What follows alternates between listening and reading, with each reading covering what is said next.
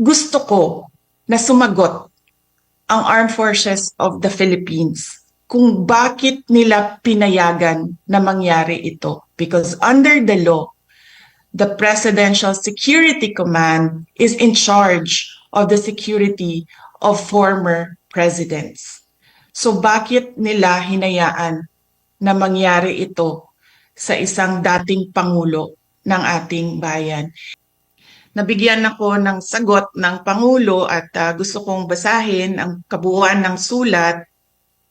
Nakalagay dito, Dear Vice President Duterte, this is reference to your letter of 4 December 2023 as well as similar letters sent to members of the Cabinet, namely Secretary Jesus Crispin C. Remulla of the Department of Justice and Solicitor General Menardo Guevara on even date with respect to your concerns, legal or otherwise, on the investigation to be conducted by the ICC into the previous administration's war on drugs. I remain steadfast in my resolve that the jurisdiction of the ICC over the Philippines after the effectivity of its withdrawal therefrom is very much in question. To this end, this government will not assist the ICC in any way, shape, or form.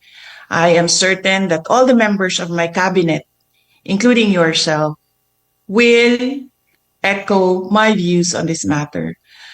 As it is my sworn duty, I will continue to defend and assert the sovereignty of the Republic of the Philippines at all times.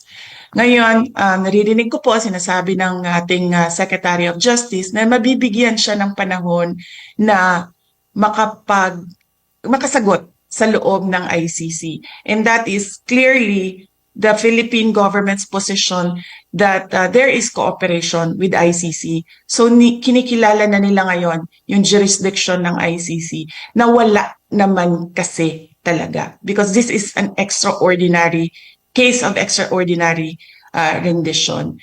At pangalawa, Senator Amy,